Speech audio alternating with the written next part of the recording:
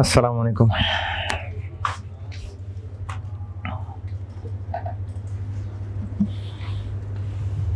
दुरूद शरीफ पढ़ लें।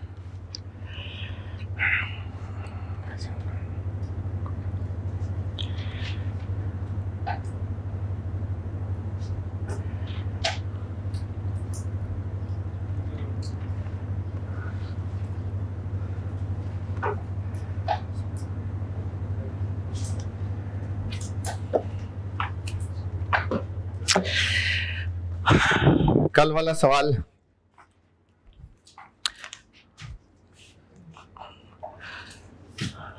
क्या था? स्प्रिंग बाइस, पेरेंट का नाम HL group, consolidated SOCI for the year ending December 31, 2021।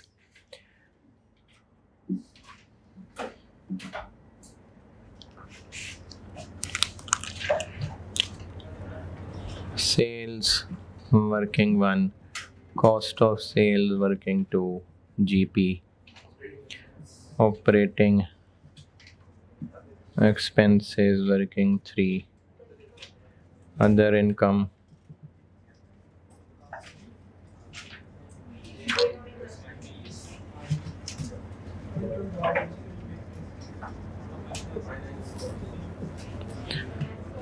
finance cost,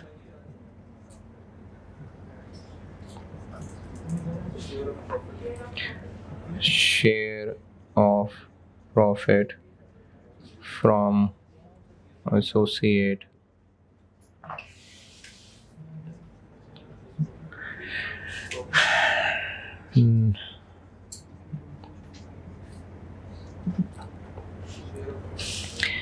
share of OCI from associate,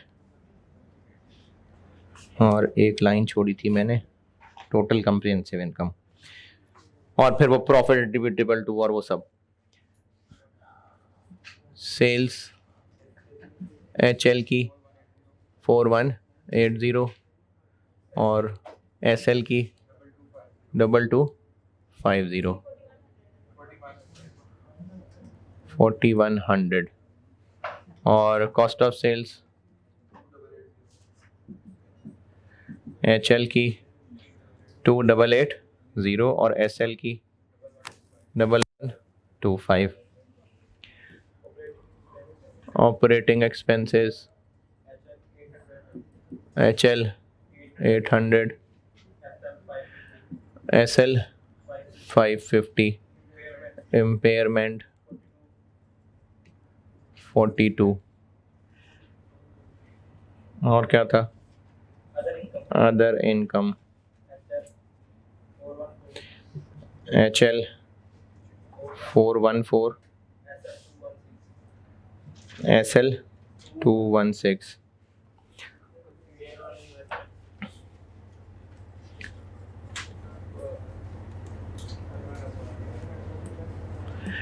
HL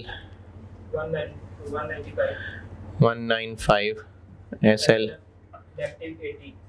80, और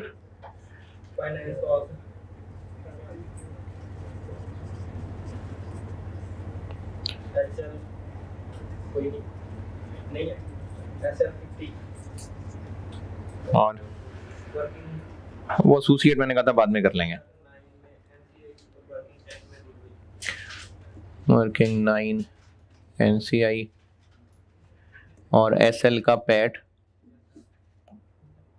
लिख लिया था? नहीं लिखा था। वो हो गई, गुडविल हो गई थी।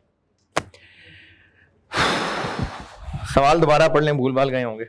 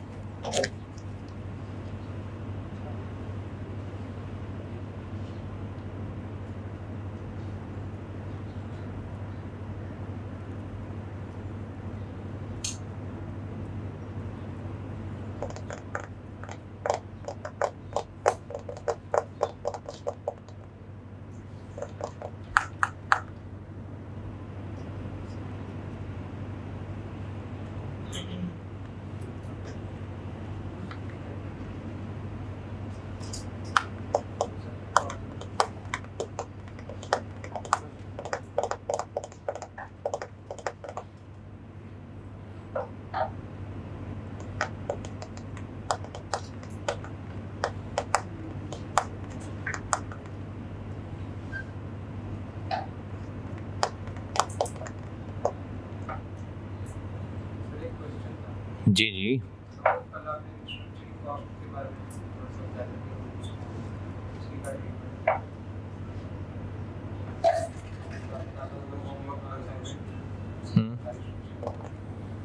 चलो अभी ये पूरा कर लें, फिर दिमाग उसमें ले जाना पड़ेगा ना। कितना अर्सा लगेगा पढ़ने में। गुडविल निकाल ली थी, और गुडविल निकालने के लिए पॉइंट 1 2 3 इस्तेमाल हुए थे, और उसके अलावा पॉइंट नंबर 9 में इम्पेयरमेंट, पॉइंट नंबर 7 में। चलें वापस point number 1, point number 2। Point number 2 में income statement for the year में क्या क्या चीज रिलेटेड।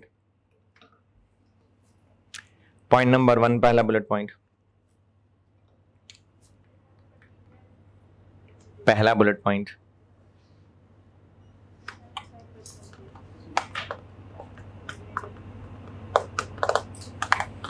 पहले बुलेट पॉइंट से कोई कुछ नहीं। पॉइंट नंबर 2 पहला बुलेट पॉइंट, कुछ नहीं। डेफर्ड कंसिडरेशन का इंटरेस्ट, तो ये तो नहीं बताया कि पेरेंट ने इसको रिकॉर्ड किया नहीं किया। हाँ, बुलेट पॉइंट 2 के अंदर कहा हुआ है कुछ ना कुछ, वो मैं पॉइंट 2 में आके बताता हूं। बुलेट पॉइंट 1 में बस इतना बताया है कि डेफर्ड कंसिडरेशन है, ये नहीं बताया कि पी ने इसकी अकाउंटिंग सही की हुई है कि नहीं की हुई है। लेकिन हमें इनकम स्टेटमेंट से पता चल रहा है कि फाइनेंस कॉस्ट 0 आ रही है, तो इसका मतलब है उसने इसकी पेमेंट रिकॉर्ड, इसकी एंट्री नहीं की हुई। तो interest for the year calculate कर लेते हैं। तो interest for the year calculate करके हम यहां डाल देंगे।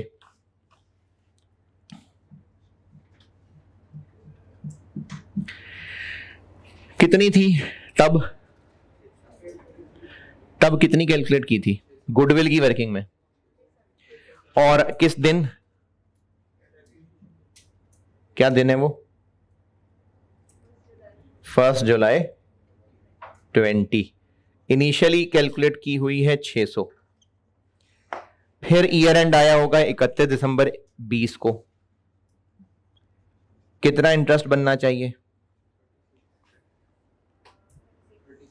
6 महीने का। कितने परसेंट है,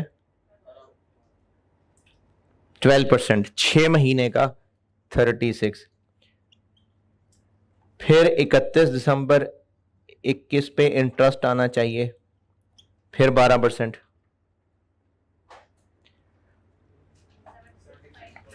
76.32।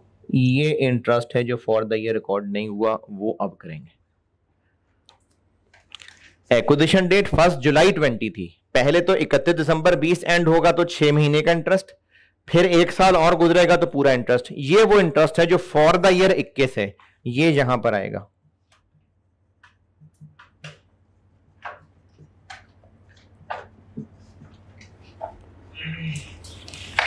अच्छा, अगर ये वर्किंग नहीं बनाई हो तो ये सारा काम इधर ब्रैकेट में हो रहा है फेस पे, तो मैंने वैसी एक वैरायटी और दिखा दी कि आप ना ब्रैकेट में करना चाहें अलग अलग वर्किंग्स बना लें। तो फाइनेंस कॉस्ट में ये डेफर्ड कंसिडरेशन का इंटरेस्ट आ गया। पॉइंट 2 बुलेट पॉइंट सेकंड, इसमें कुछ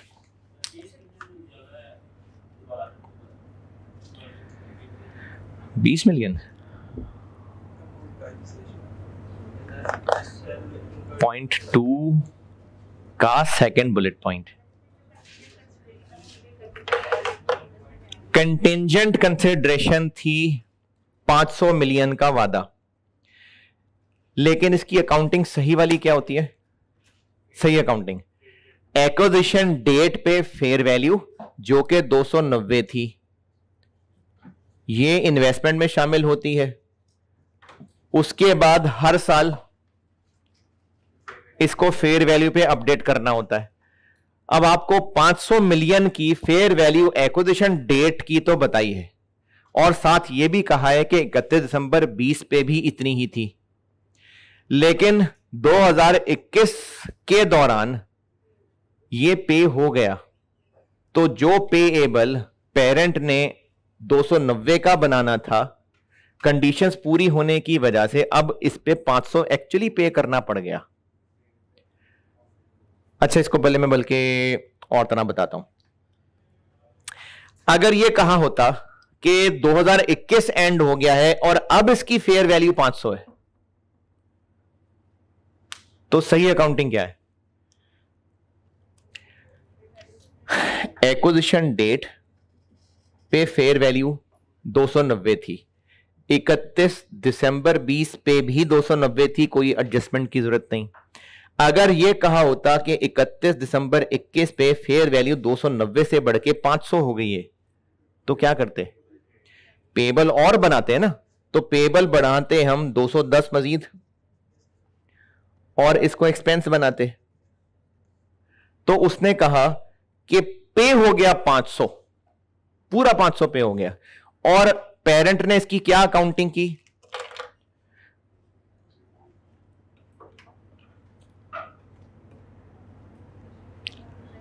However, due to improvement in business conditions in 2021, the target was achieved and full amount was paid. HL has included full payment in cost of investment, यानी correct है ये, जबकि parent ने error ये किया कि 1 जुलाई 20 को 2021 में पेरेंट ने पूरी की पूरी इन्वेस्टमेंट डेबिट और कैश क्रेडिट कर ली है 500। ये point number 2 second bullet point की अंग्रेजी है कि फुल अमाउंट पेड इन्वेस्टमेंट में शामिल कर ली, जबकि सही अकाउंटिंग है ये। तो क्या करें? 210 को और एक्सपेंस बना लेते हैं, इनकम स्टेटमेंट में 210 को और एक्सपेंस बना लेते हैं, क्योंकि अल्टीमेटली पेरेंट को 290 नहीं 500 देना पड़ा, तो 210 और एक्सपेंस बन जाएगा। इसको अब डाल लें, इधर डाल लेते हैं।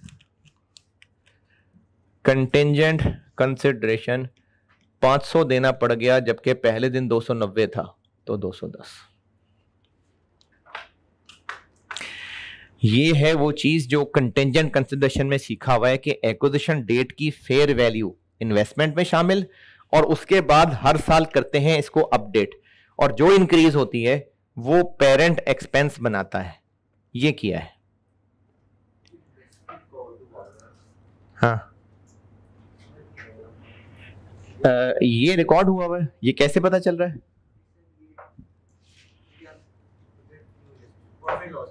अच्छा, पेरेंट ने फुल अमाउंट पेड को इन्वेस्टमेंट में इंक्लूड कर दिया, यानी पेरेंट ने अभी इस वक्त ये अकाउंटिंग की हुई है। सही क्या होनी चाहिए थी? पहले दिन इतने से इन्वेस्टमेंट और पेबल बनना चाहिए था, और 2021 में कैश 500 क्रेडिट, पेबल तो बनाया ही 290 का हुआ है, तो क्या करते? और 210 पीएनडी डालना था ना। तो अकाउंटेंट ने इस वक्त सारा का सारा इन्वेस्टमेंट में 500 रखा हुआ है, जबकि सही क्या होना चाहिए? इन्वेस्टमेंट में 290, पीएनएल में 210। तो पेरेंट ने अभी तक कोई बनाया ही नहीं एक्सपेंस, वो हमने 210 एक्सपेंस बना लिया। बुलेट पॉइंट नंबर 2 का सेकंड बुलेट पॉइंट की ना अंग्रेजी सारी पढ़ लें, दोबारा देखें उसका ये मतलब समझ आ रहा है कि नहीं।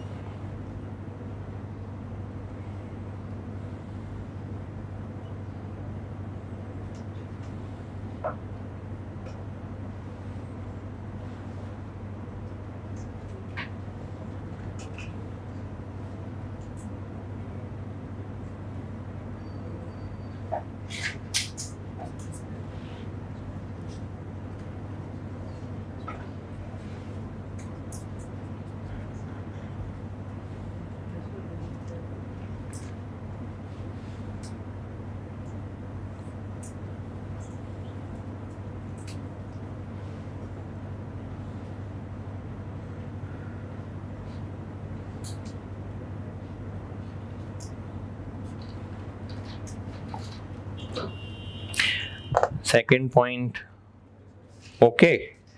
Point number 3.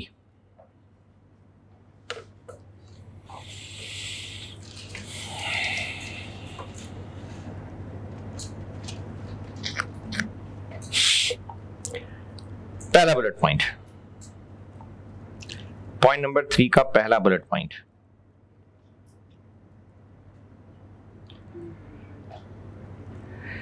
$180 मिलियन तो हमने उस वक्त फेयर वैल्यू इसको मान के एसेट ग्रुप में ले लिया था। अब जब ग्रुप में इसको एसेट मान लिया तो इसको अमोर्टाइज भी करेंगे, और ये जो अगला 20 है इसका क्या?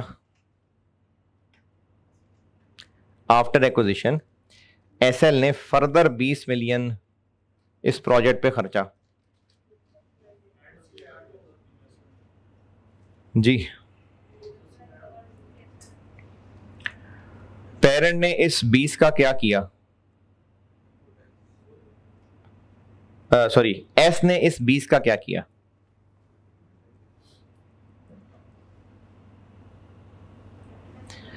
कैपिटलाइज किया होगा या उसने एक्सपेंस बनाया होगा? एस की बात कर रहा हूं, कैसे पता? मैं 20 का पूछ रहा हूं।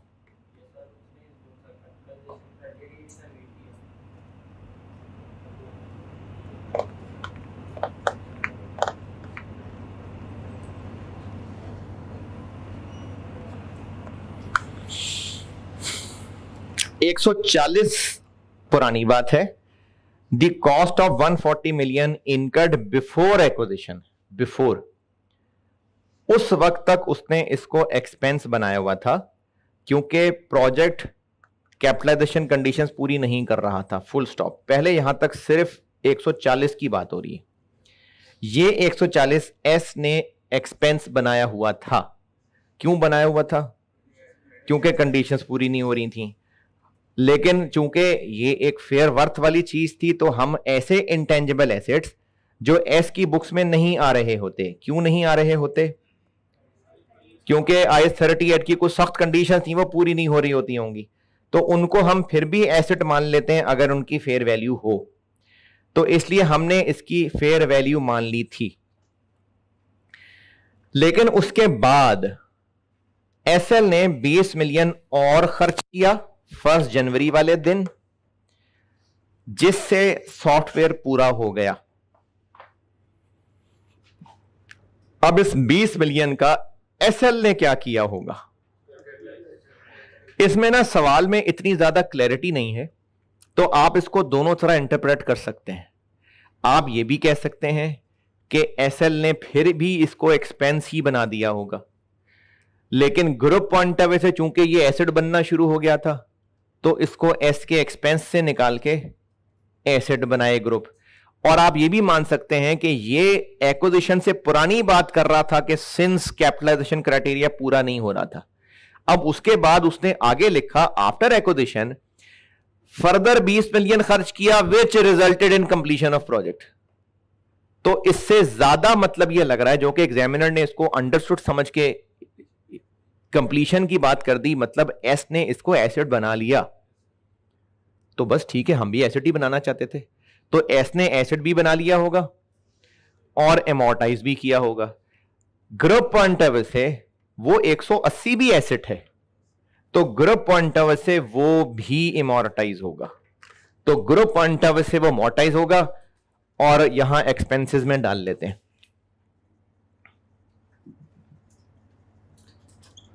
180 की लाइफ 4 45। एस का इंटेंजिबल एसेट मान रहे हैं और इसको अमोर्टाइज कर रहे हैं, तो फेस पे एक्सपेंसेस में भी आएगा और एनसीआई की वर्किंग में यहां से भी लेस होगा।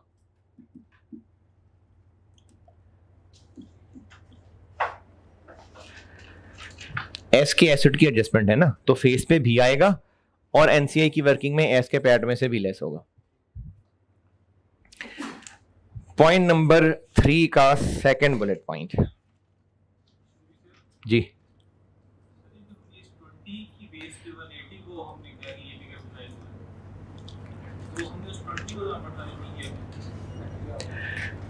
वो तो एस ने कर लिया होगा ना।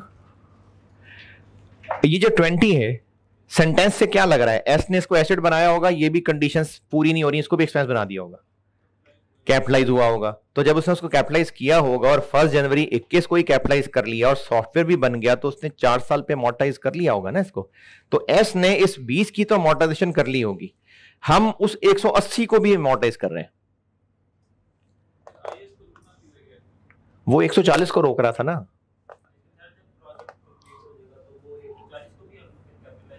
हाँ, बहुत पहले ना I-38 पढ़ा था, तो एक बार जो खर्चा एक्सपेंस बना दिया ना, वो एसेट नहीं बनाते। पॉइंट 3 पहला बुलेट पॉइंट डन। दूसरा बुलेट पॉइंट कमाल पॉइंट है, वैसे कमाल ही पॉइंट है।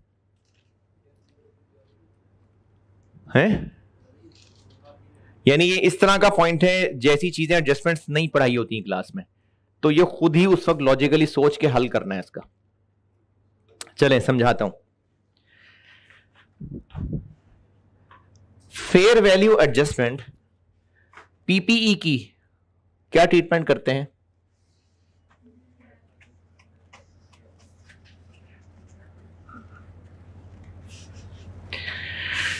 पीपीई की फेयर वैल्यू एडजस्टमेंट गुडविल की वर्किंग में, नेट एसेट्स में ऐड और पीपी में ऐड, अगर फेयर वैल्यू ज्यादा है तो, और उसकी एक्स्ट्रा डेप्रिसिएशन एस की रिटेन अर्निंग से लेस और रेलेवेंट एसेट से लेस। चलें इनकम स्टेटमेंट का सवाल है। फिर extra depreciation for the year expense बनाते हैं फेस पे, और एनसीआई की वर्किंग में यहां से लेस करते हैं। ये एस का वो एसेट होता है जो एस ने अपनी बुक्स में एसेट रखा है, डेप्रिशिएट कर रहा है, लेकिन ग्रुप की नजर से उसकी फेयर वैल्यू ज्यादा है, तो हम एक्स्ट्रा डेप्रिसिएशन चार्ज कर रहे होते हैं। एक्स्ट्रा एक्स्ट्रा एक्स्ट्रा क्यों बोल रहा हूं? क्योंकि एस ने कुछ ना कुछ तो की हुई है, ग्रुप पॉइंट ऑफ व्यू से और होनी बनती थी। ठीक है, एक्विजिशन डेट पे एस की एक इन्वेंट्री थी जिसकी कैरिंग अमाउंट से फेयर वैल्यू 200 मिलियन ज्यादा थी। एक्विजिशन डेट पे एक इन्वेंट्री थी जिसकी फेयर वैल्यू एडजस्टमेंट 200 है, इनमें से 2020 में 50% बिक गई थी, 50 बच गई थी, और 2021 में 40 और बिक गई और बस 10 रह गई। ये बात दोबारा देखिएगा। इन गुड्स में से जो एक्विजिशन डेट पे मौजूद थी 2020 में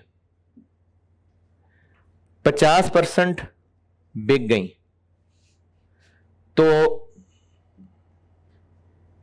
बाकी कितनी रह गई? बाकी 50। 2021 में 40 और बिक गई, तो बाकी कितनी रह गई? 10। ये 50 और ये 40 मैंने खुद बनाया है। क्वेश्चन में बताया हुआ है ये वाला 50 और ये वाला 10। पहले तो अंग्रेजी पढ़ के देखें ये मतलब समझ आ रहा है कि नहीं।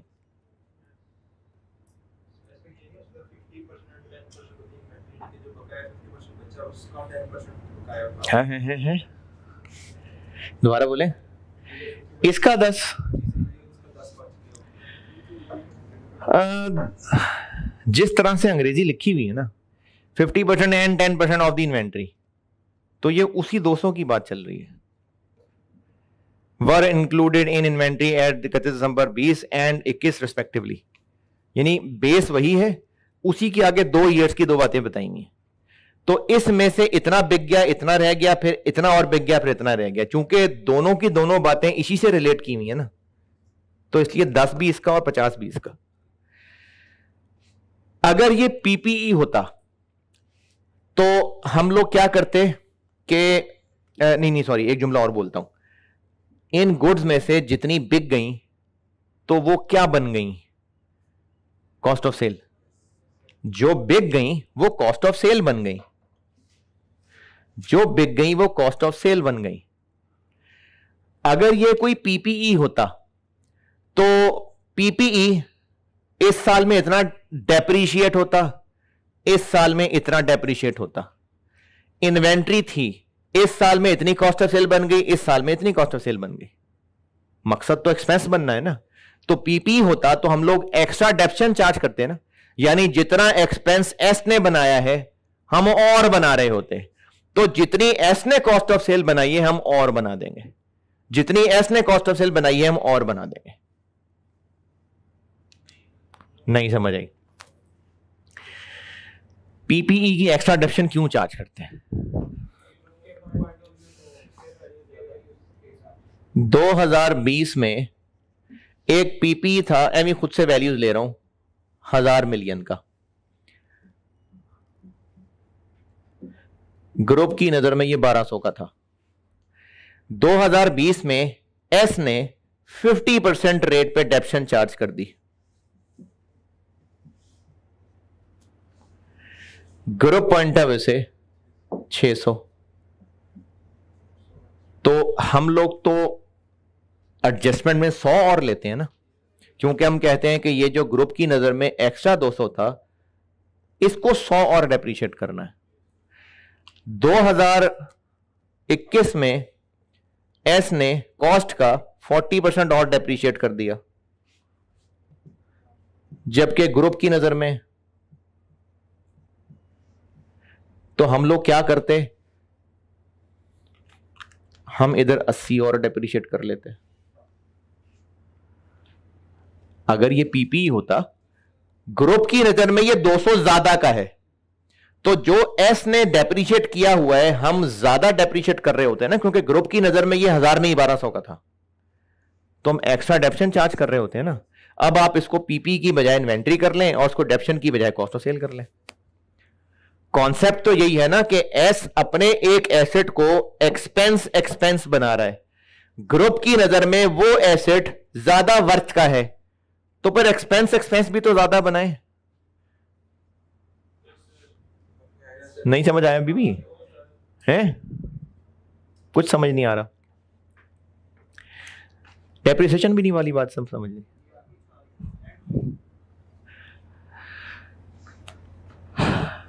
एस का एक एसेट था पीपी, एक्विजिशन डेट पे ग्रुप के पॉइंट ऑफ व्यू से वो 200 ज्यादा वैल्यू का था, तो हम लोग एक्स्ट्रा डेप्रिसिएशन क्यों एडजस्ट कर रहे होते हैं? क्योंकि जितना एस ने खुद एक्सपेंस बनाया होता है ग्रुप पॉइंट ऑफ व्यू से वो थोड़ा होता है, तो हम और एक्स्ट्रा डेप्रिसिएशन चार्ज करते हैं। क्योंकि एस ने बनाया तो है एक्सपेंस, लेकिन ग्रुप की नजर से वो एक्सपेंस थोड़ा बनाया हुआ है। अब मैं इस एक्सपेंस का नाम बोलने लगा हूं। एस ने डेप्रिसिएशन एक्सपेंस बनाया तो होता है, लेकिन ग्रुप की नजर में वो डेप्रिसिएशन एक्सपेंस थोड़ा होता है, इसलिए ग्रुप में हम एक्स्ट्रा डेप्रिसिएशन और चार्ज करते हैं। अब मैं इस पीपी को बदल देता हूं इन्वेंट्री से। पीपी एसेट था, इन्वेंट्री एसेट थी। पीपी ने एक्सपेंस बनना था डेप्रिशिएट होके, इन्वेंट्री एक्सपेंस बनेगी कॉस्ट ऑफ सेल होके। इन्वेंट्री एक्सपेंस बनेगी कॉस्ट ऑफ सेल होके। तो एस ने अपने इस एसेट को इतना एक्सपेंस बनाया ऑलरेडी, लेकिन ग्रुप की नजर में ये एक्सपेंस इतना नहीं, इतना होना चाहिए, तो मजीद एक्सपेंस बना देंगे। पीपी की मिसाल थी तो एक्स्ट्रा डेप्रिसिएशन, इन्वेंट्री की मिसाल है तो एक्स्ट्रा कॉस्ट ऑफ सेल्स। तो 2020 की इनकम स्टेटमेंट में इतनी और 2021 की इनकम स्टेटमेंट में इतनी और। तो अब क्या करें? इस 200 मिलियन का 40% कॉस्ट ऑफ सेल में और ऐड कर लें।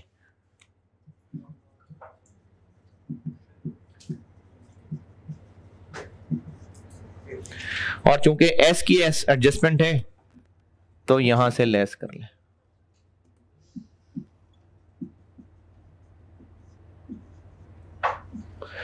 ये जी,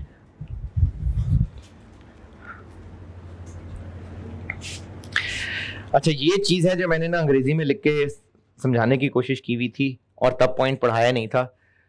वो पुरानी इनकम स्टेटमेंट के नोट्स में ना मैंने फेयर वैल्यू एडजस्टमेंट में एक पैराग्राफ लिखा था और वो कहा था कि अभी नहीं समझ आता तो कोई बात नहीं, एक सवाल के साथ समझा दूंगा।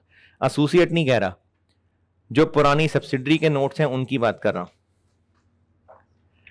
इनकम स्टेटमेंट के नोट्स में फेयर वैल्यू एडजस्टमेंट के साथ, पता नहीं एडजस्टमेंट 5 है या 6 है, उसमें एक पैराग्राफ लिखा हुआ।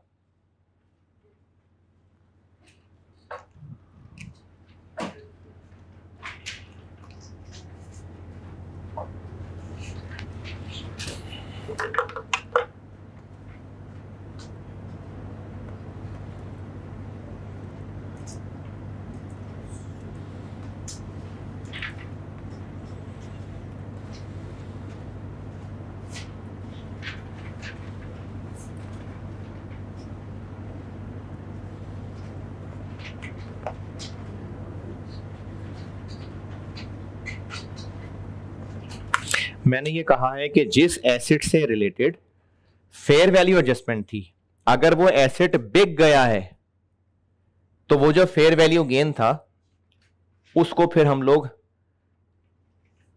एक्सपेंस बना लेंगे। ये लिखा हुआ मैंने।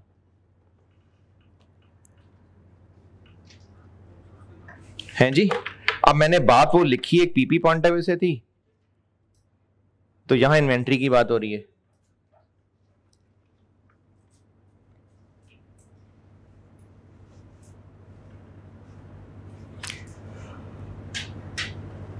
वहां मैंने ना इसको पीपी के हवाले से लिखा हुआ था, तो पीपी का तो एस ने प्रॉफिट ऑन डिस्पोजल बनाया होता है, इसलिए मैंने अदर इनकम लिखा हुआ है। वरना कॉन्सेप्ट यही है कि वो वाला एसेट जिस पे फेयर वैल्यू एडजस्टमेंट थी, अगर वो बिक गया हुआ है, मतलब जैसे इन्वेंट्री है, चले आप उस एडजस्टमेंट में डालें, वैसे सुन लें इसको लॉजिकली। पेरेंट ने एस ने इसको चूंकि बेच के एक्सपेंस बना दिया हुआ है, तो ग्रुप की नजर में एक्सपेंस और ज्यादा होना चाहिए, तो इसलिए कॉस्ट ऑफ सेल में और बना लिया।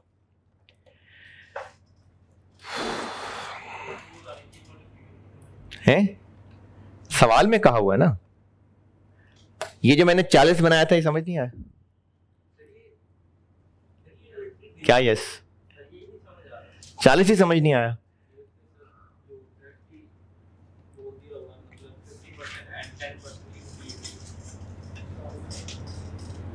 उसने कहा है जब 2020 एंड हुआ था तो इन्वेंट्री में इसमें से आधी चीजें रहती थी, और 2021 एंड हुआ तो 10 रह गई हुई थी बस, तो बाकी 40 और बिक गई थी ना फिर। हाँ जी, आप पूछें। नहीं, फेयर वैल्यू एडजस्टमेंट और होती है, यूआरपी और पीपी और होता है। आप दोनों को मिक्स कर रहे हैं। एक होती है एस के पीपीई की फेयर वैल्यू एडजस्टमेंट, एक होती है पीपी आपस में बेचा हो तो उसका यूआरपी। ये दो अलग अलग चीजें हैं। मैं फेयर वैल्यू एडजस्टमेंट वाली बात कर रहा था, यूआरपी वाली बात नहीं कर रहा था।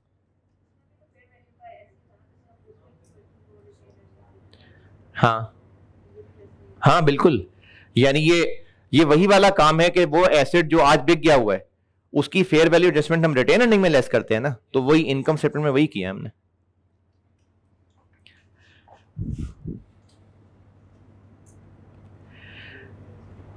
Point 3, point number 4, point number 4 में लिखा हुआ है कि जो पॉइंट 4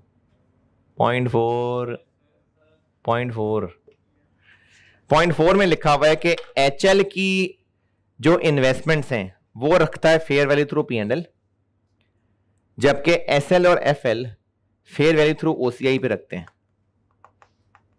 तो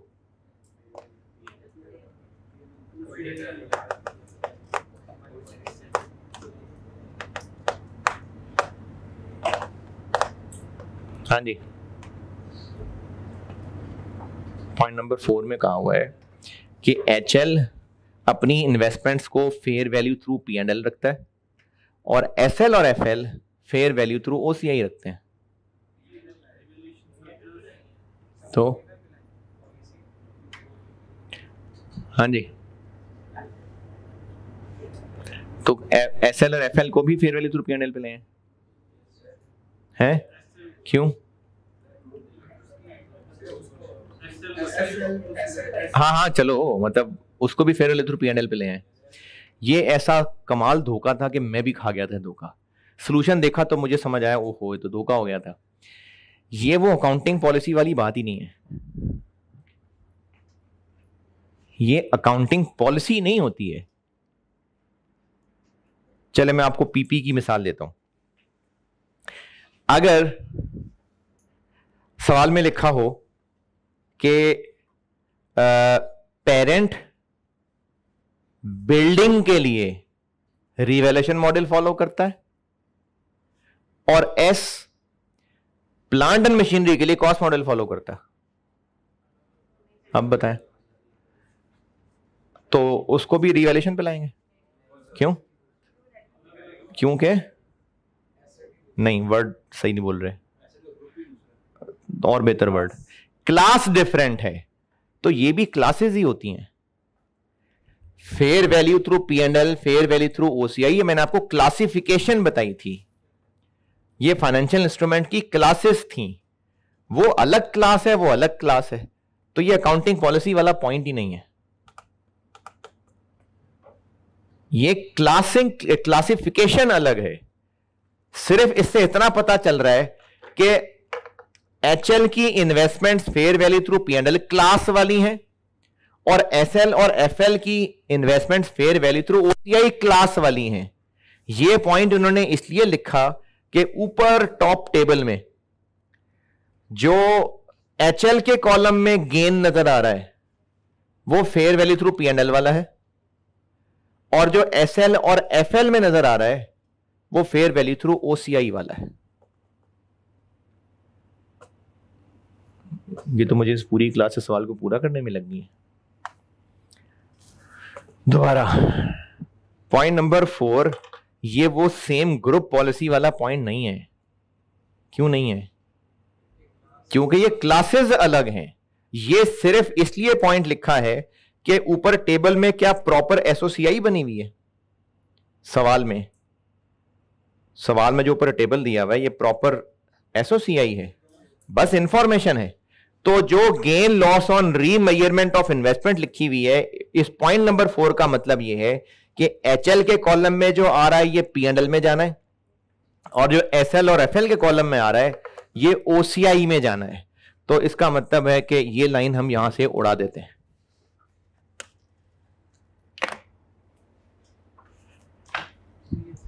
एसएल की लाइन काट दें, इसमें से एसएल वाली काट दें लाइन, और वो आएगी यहां,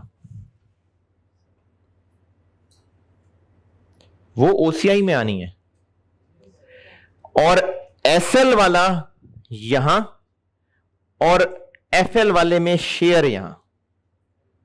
देखें पी और एस इन दोनों की ओसीआई कंसोलिडेट होती है, लेकिन एसोसिएट की ओसीआई का सिर्फ शेयर आता है। तो पी की ओसीआई कोई नहीं है ना, सही एस की तो है ना। तो वो जो एस का आपको लॉस दिया हुआ है,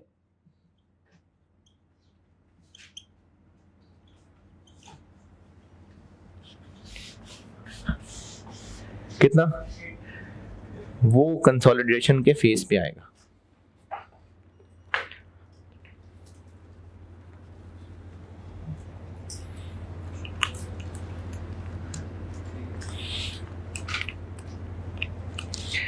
अगर पेरेंट की भी कोई ओसीआई होती तो P प्लस एस करना था ना, तो P की कोई है नहीं, चलो एस की सही, ये उसकी ओसीआई यहां आ गई,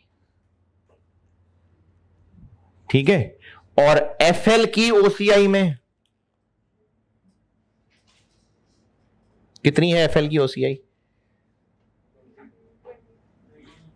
कितने परसेंट,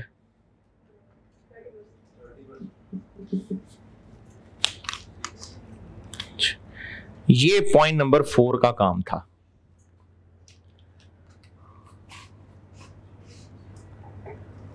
पॉइंट नंबर 4 की जिंदगी का ये मकसद था, है?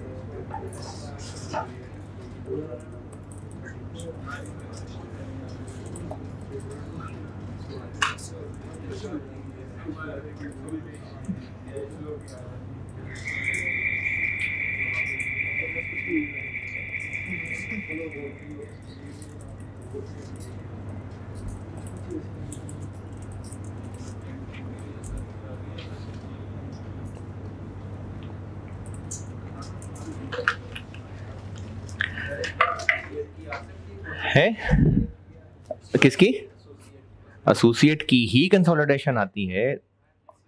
लेकिन आप इसको एसोसिएट का सवाल क्यों समझ रहे हैं भाई? आधे से ज्यादा सवाल तो सब्सिडियरी का होता है, एसोसिएट का तो ये किया है मैंने बस। इस पूरे सवाल में अब तक मैंने एसोसिएट का क्या किया है?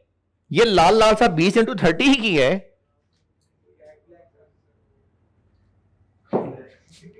ये ब्लैक वाला तो पेरेंट और सब्सिडियरी वाला काम हो रहा है भाई। देखिए मुझे लग रहा है कि आप ना एसोसिएट को एक अजीब सा हवा बना रहे हैं। इस सवाल में इस लाल ब्रैकेट के अलावा और क्या किया है मैंने एसोसिएट का?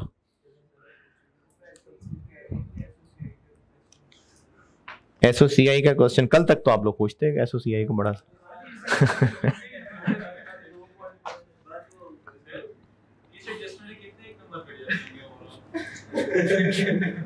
किस एडजस्टमेंट की डिपेंड करता है, कौन सी एडजस्टमेंट? ये जो पॉइंट नंबर 4 की एडजस्टमेंट थी, मेरा ख्याल है मुश्किल से 2 नंबर होंगे इसके।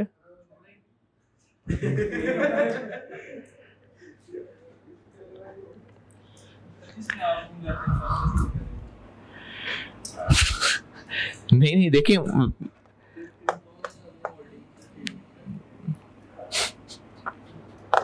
अच्छा फिर मुझे ये नहीं बोलना चाहिए था कि मैं भी घूम गया था।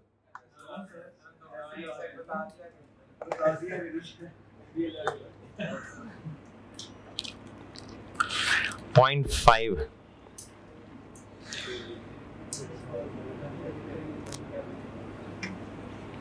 एसएल यानी सब्सिडरी। अब देखो फिर सब्सिडरी ही है। सब्सिडरी ने डिविडेंड बांटा है, पेरेंट ने उसको अदर इनकम माना हुआ है, तो निकाल दे अदर इनकम से। बांटा कितना है सब्सिडरी ने? 8%। किसका 8%? डिविडेंड किसका परसेंटेज होता है? कैपिटल का। डिविडेंड कैपिटल की परसेंटेज होती है। तो पेरेंट को उसमें से कितना मिला होगा? बात हाफ ईयर की नहीं है, हाफ ना कर देना उसको।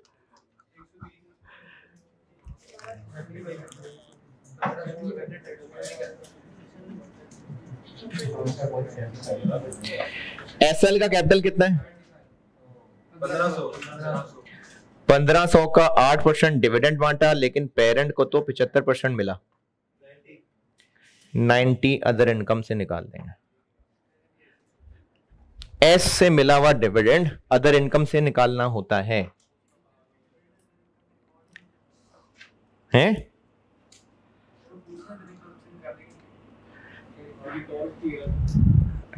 क्योंकि उसने अदर इनकम रिकॉर्ड किया हुआ है।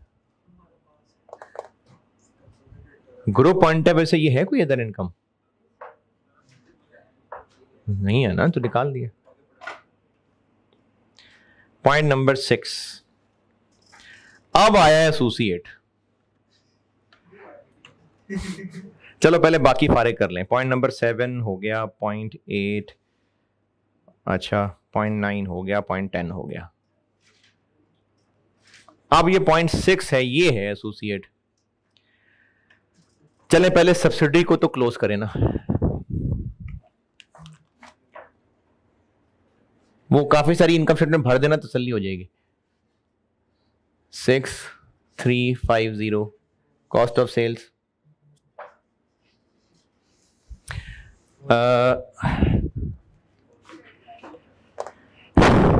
कितनी? 4085। Operating expense 16। Other income 540। Gain on investment तो यही है, और फाइनेंस कॉस्ट 126.32। एस का पैट, एस का पैट कर लेते हैं कैलकुलेट। सवाल में टेबल है ना, तो एस का पैट निकालें।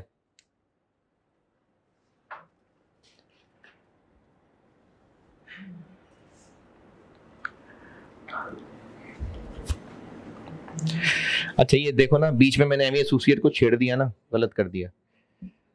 ये 6 गलत लिखा हुआ है। बीच में पंगा लेके एसोसिएट को अलग ही रखिएगा।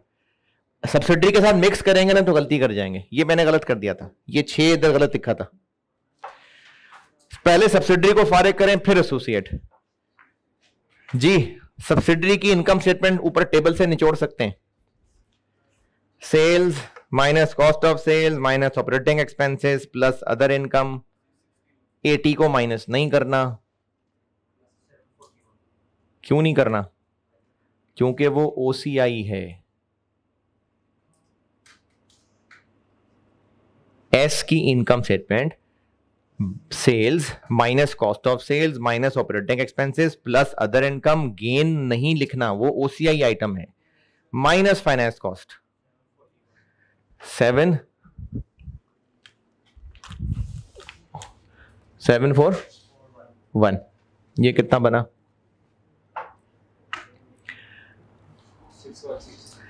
616। 25% 154।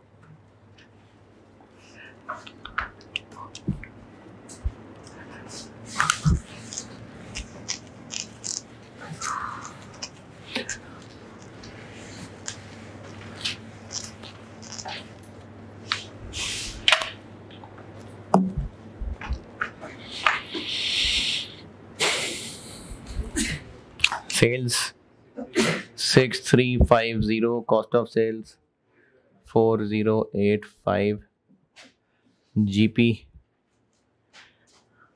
2265 operating expenses 1647 other income 540 gain on investment 195 finance cost 126.32 share of profit निकालते हैं अभी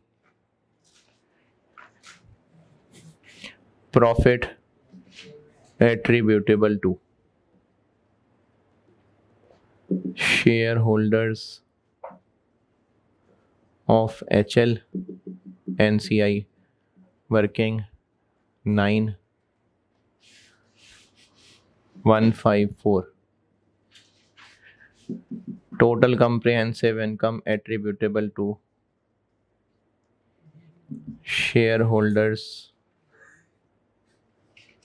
of HL NCI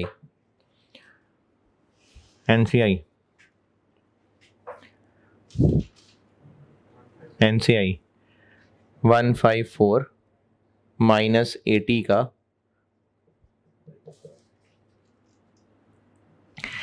ये वाला हिस्सा यहां और S की OCI का हिस्सा ये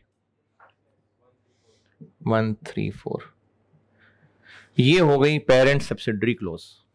अब आते हैं एसोसिएट पे।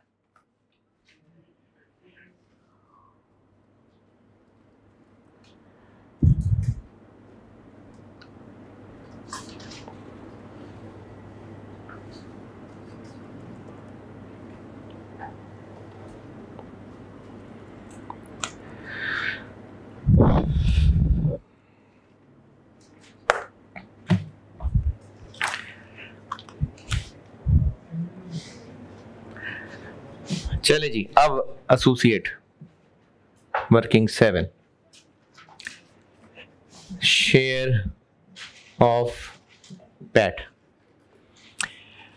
एक्स्ट्रा डेप्रिसिएशन तो नहीं है इसकी, कोई फेयर वैल्यू एडजस्टमेंट की नहीं, तो एसोसिएट का पैट कितना, एसोसिएट का पैट जैसे एस का निकाला इसका भी निकालना है।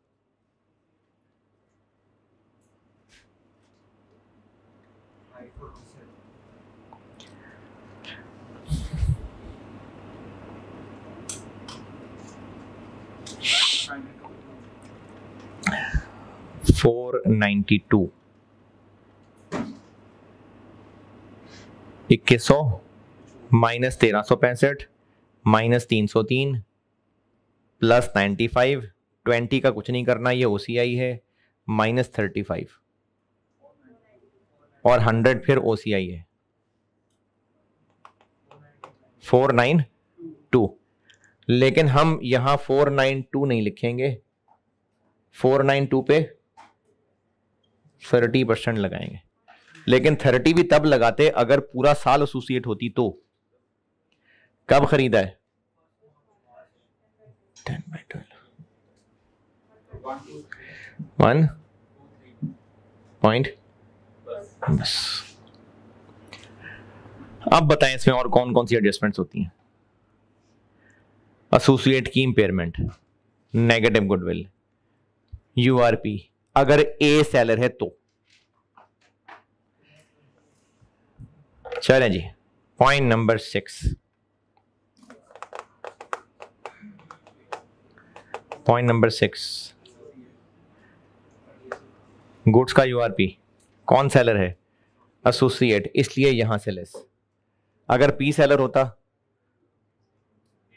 तो कॉस्ट ऑफ सेल में ऐड कर देते। कितना URP,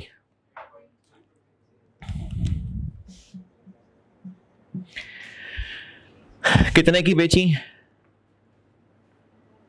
150, मार्कअप 20/120, कितनी पड़ी हुई है स्टॉक में, लेकिन हमने पूरा URP नहीं लेना होता, हमने ये परसेंटेज लगानी होती है 15।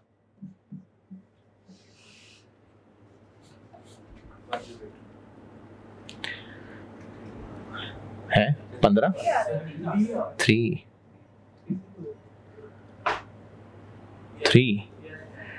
120। ये था एसोसिएट, यानी ये जो एसोसिएट का सवाल था ये एसोसिएट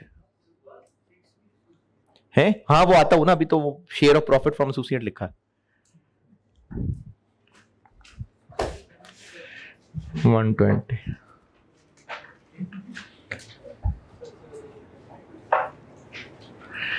अभी तो कल वाला पूरा हुआ, मुझे एक और करना था, वो किधर है?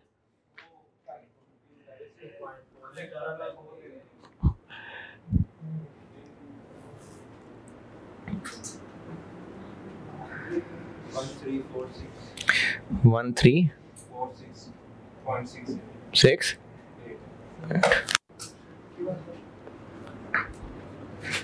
देख लेना यार। हाँ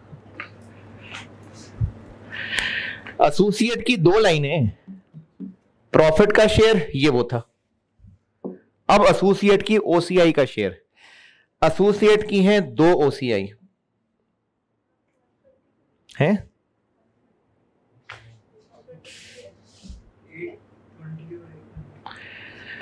एसोसिएट की 2 ओसीआई हैं, एक 100 का रिवैल्यूएशन गेन है और एक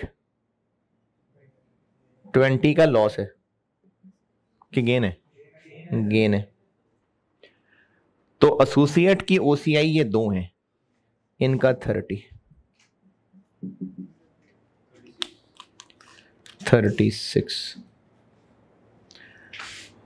1346.68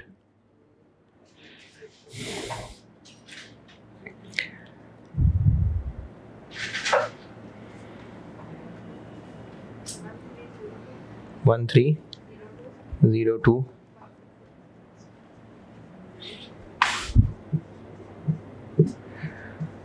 लेंज। ये था सवाल 18 नंबर का।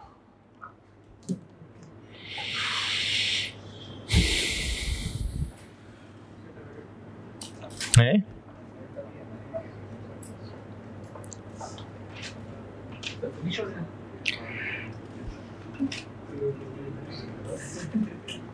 अच्छा देखें, एसोसिएट यही था, ये एसोसिएट था, ये एसोसिएट का सवाल नहीं था, ये एसोसिएट ये था बस। अब इसमें आप ये जो लोग सामने आ रहे हैं, बाकी जिसने ऑनलाइन देखना है उसको तो देखना ही है, लेकिन जो सामने बैठे हुए इनकी बात कर रहा हूं। अगर तो आपने ये करना है कि बस हो गया और जो 3-4 सवाल रह गए वो करें, जिसने इंडिविजुअली पूछना हो पूछ लें, या फिर मंडे को फिर कर लूं, एक सवाल और बोर्ड पे कर दूं, और अगर आप इन 2-3 दिनों के अंदर कोई हिम्मत करके 1-2 सवाल और कर सके हों तो वो डिस्कस हो जाए। और अगर आप कहते हैं नहीं अपनी अपनी प्रैक्टिस इंडिविजुअली पूछ लेंगे, तो मैं सिर्फ 5 मिनट की कंटिजेंट लायबिलिटी जो रहती है वो बता के खत्म कर देता हूं टॉपिक।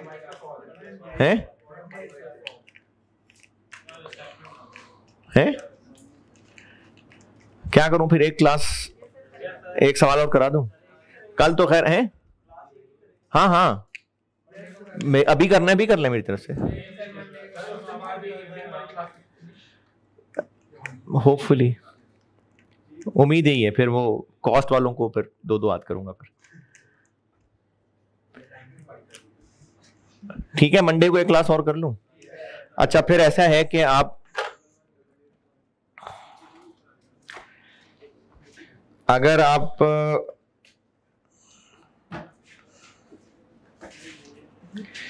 अब मैंने आगे इनकम स्टेटमेंट का एक सवाल और करा दूंगा, और वो जो कंटिजेंट लायबिलिटी का इनकम स्टेटमेंट वाला पोर्शन रहता है वो बता दूंगा। उसके अलावा स्प्रिंग 23 मैं क्लास में करा चुका, ऑटम 22 ये एसओएफपी है, स्प्रिंग 23 ये एसओएफपी है, ऑटम 21 ये एसओएफपी है, स्प्रिंग 21 ये SOFP है,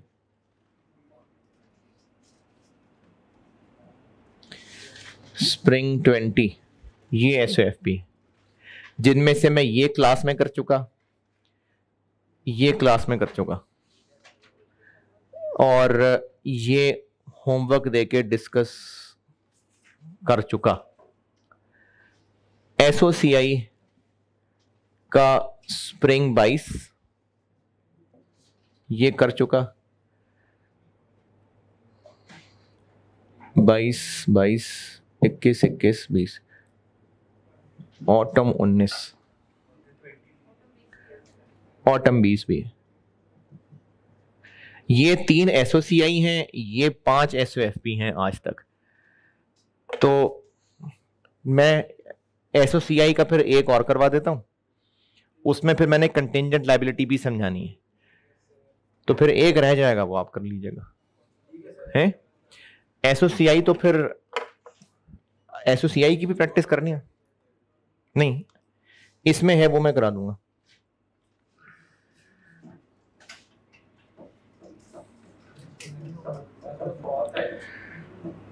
एक मिनट,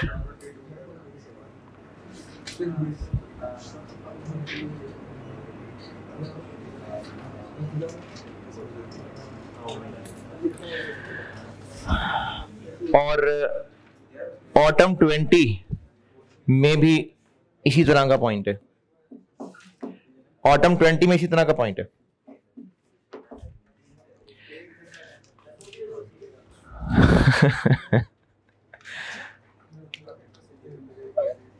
तो फिर हम मंडे को क्लास कर रहे हैं, फिर मैं मंडे को कराऊंगा ये, इसमें वो कंटिंजेंट लायबिलिटी सिखाऊंगा। यही बात हो रही है मंडे की एक्स्ट्रा, और क्या? नहीं, रेगुलर में तो IAS 12 चल रहा है।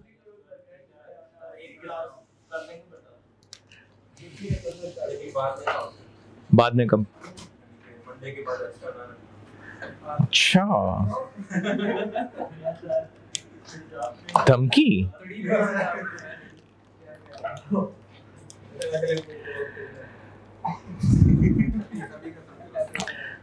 अच्छा, तो फिर मैं करूंगा ये कि ये सवाल करा के कंटिंजेंट लायबिलिटी के एडजस्टमेंट बता के, जिसने उठ के चले जाना हो वो चले जाना, जिन्होंने ये कर लिए हुए, जिसने भी, तो मैं डिस्कशन कर दूंगा, और जिसने नहीं किए हुए तो मैं रेहान को ही बता दूंगा, जब करेंगे तब सुन लेना। वो कैमरामैन, अच्छा चलो उसामा को बता दूं, मैं कर दूंगा ना, जैसे IAS 37 की डिस्कशन मैंने कर दी है, आपने अगर तब तक ये 3 लाल वाले कर लिए हुए तो डिस्कशन में बैठ जाना, ना किए हुए तो मैं रिकॉर्ड तो करा दूं ना। है नहीं आना मंडे को, तो बस फिर तब कर दूंगा। नहीं तो हो सकता है और भी आप इनमें से कोई हिम्मत कर ले, कर लिए, इसमें कोई मसला नहीं। वो किस किस ने कर लिया ये और ये? अच्छा, स्प्रिंग 20 और ये जो बाकी ये कर लिए हैं, तो फिर मैं डिस्कस कर दूं। अगर 2-4 और करने हैं किसी ने दबी, तो फिर मैं अभी नहीं करता। चले ठीक है ना, फिर मंडे को मैं ये कराऊंगा, एक कंटिंजेंट लायबिलिटी के एडजस्टमेंट बताऊंगा, और जिन्होंने ये 3 कर लिए हुए वो बैठ के सुन लेना, जिसने ना किए वो चले जाना, मैं कर दूंगा, रिकॉर्डिंग तो होगी नहीं, फिर तभी बताऊंगा। चलें ठीक है, अल्लाह हाफिज।